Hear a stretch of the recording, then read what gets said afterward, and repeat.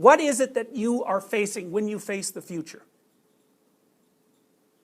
Now there's a variety of ways of thinking about that, but let's think about how you act and how you think when you think about confronting the future.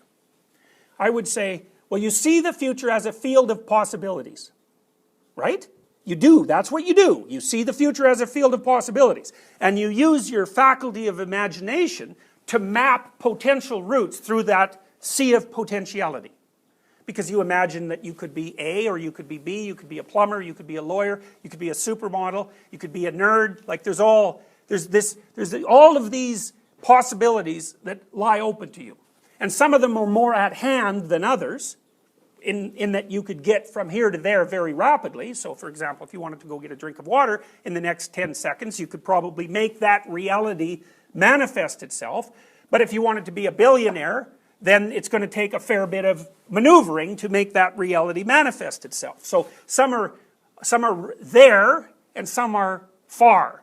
But you act as if what you're up against is possibility. And then what you also act out is that you're the thing that can transform itself in response to the transformations of that possibility. And everyone believes that, even though they don't notice it. And so your parents say, live up to your potential. What in the world is that? Your potential. Now, it's weird. It seems to me it's weird. Like, it's hard to measure. I mean, if I gave you guys an IQ test, that would be some clunky way of measuring part of your potential. But it's not even easy for us to measure potential. And then you think, well, what is the stuff that we call potential? It's not the way things are, it's the way they could be. And it seems to be that they could be a whole bunch of ways, not just one. And so, what seems to happen is that this field of potential collapses into a single actuality as we interact with it. Now, I should also point out that there are models propagated mostly by John Wheeler and his school. He's a quantum physicist. And his hypothesis, he calls his hypothesis it from bit, bit being a piece of information. He believes that the ground of reality is basically something that's best conceptualized as information. And that when consciousness interacts with it, whatever consciousness happens to be, it transforms itself from potential to actuality. It snaps into place. And there's weird corollaries to this. So here's a bloody weird thing. This is from Wheeler. So let's say you go outside and you look at a distant galaxy. It's maybe, who knows how far it is away. It doesn't really matter. 3 million light years away. You look at it, a photon hits your retina. Wheeler claims that that photon couldn't have left that star 30 million years ago unless your eye was there now to perceive it. Now that's a bloody weird thing to say. And if you don't believe me, you can look it up. I mean, I wouldn't say something like that unless I was reasonably sure that that is in fact what he would say.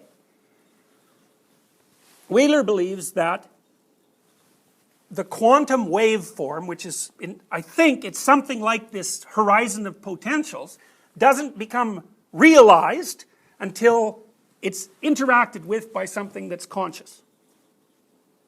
Now, not everybody believes Wheeler, but the physicists who don't believe Wheeler believe something that's even weirder.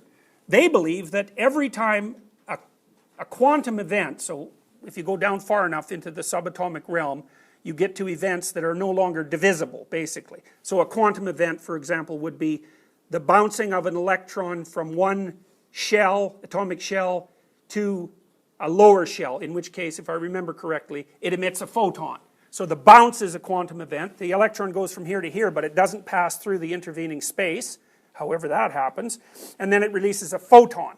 And the photon is a quantum event. And so things are quantum because at some point you can't break them down any further. So your computer screen is quantized, right? Because if you get the resolution up high enough, you can see the singular pixels that it's made out of, and that's it. You can't go any farther than that.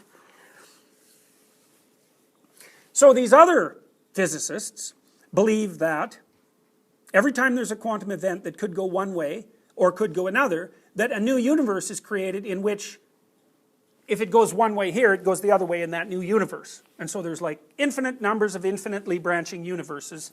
And you might say, well, where are those? And the answer is they don't know.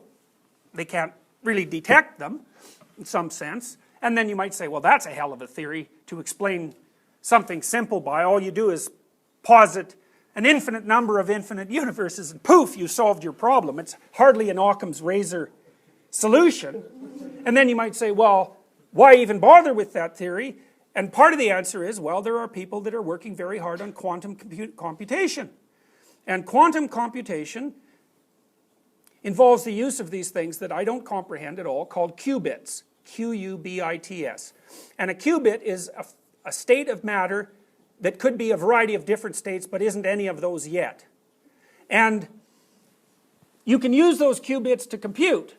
But the simplest way of saying what you're doing when you're doing quantum computation is that you're using the universes that are pretty close to ours to do your computations in, so that you can get a lot more done in a lot shorter time because you're doing some things in this universe and you're doing some other things in a bunch of other universes, and so that's a lot more efficient.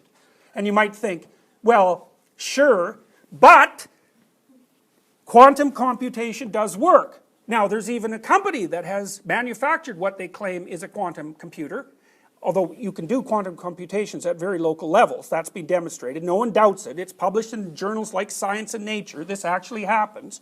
There's a company that claims that they've produced a commercial quantum computer, and people aren't sure if that's true or not, again, for reasons I don't understand, but the computer is capable of doing certain kinds of calculations much faster than a normal computer can. So, that's all pretty damn weird. That's for sure. Now, it seems to me, and I wrote a paper with my graduate students about this, and we were stretching our knowledge right to the end of our limits. We were trying to unite the theory of anxiety with thermodynamics, basically. And we published this paper in a journal called Psych Review, which is a very good journal. It's very hard to publish in Psych Review. It's the only paper I've ever published there. And we basically proposed that when you get anxious, what you see in front of you, what you perceive in front of you, you can't actually see it with your eyes. It's more like you perceive it with your body, or your body perceives it. What you see unfolding in front of you is a large and indeterminate space of potential worlds, roughly speaking. And that the reason you get anxious is because all of a sudden there's all those potential worlds you have to deal with. And you didn't think that you were going to have to deal with any of them. So you might say, well, when does that happen to you? And I would say, okay, so it's 20 below, and you're late for class, and you jump in your car, and it's snowing like mad, and you drive 2 miles, and all of a sudden your car stops. And then you might say, well, what is it that you're sitting in now? And you will say, well, obviously I'm sitting in a car. It's like, that's by no means obvious that what you're sitting in is now a car. It could be a tomb if it's cold enough. And even if it's not a tomb, you're not where you expected to be, you're not where you want to be, and it isn't exactly clear where you are.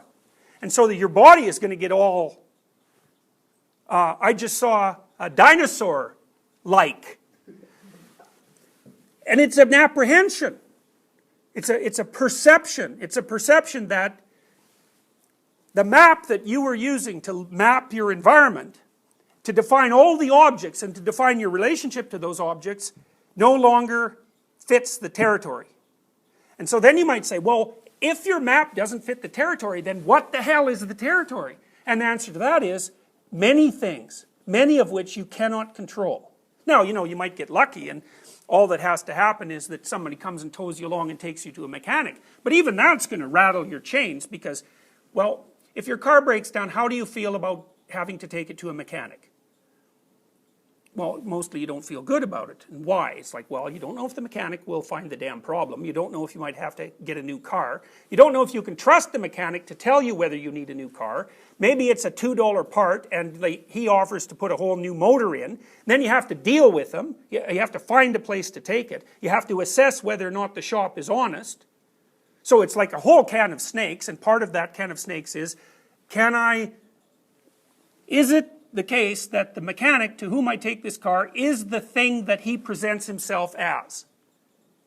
Now, in an honest transaction, that problem never comes up, because you just assume that the person in front of you is two-dimensional and that you can assume that they're identical with what they say, right? That's an honest transaction. So then you're not dealing with a can of snakes, you're dealing with a few words. But if it's not an honest transaction, it's like, whoop, can of snakes. So, and maybe someone stops to help you on the side of the road, and you think, well, is that a good thing, or is that a bad thing? Because the person who's approaching you in the snowstorm when it's isolated is also a can of snakes.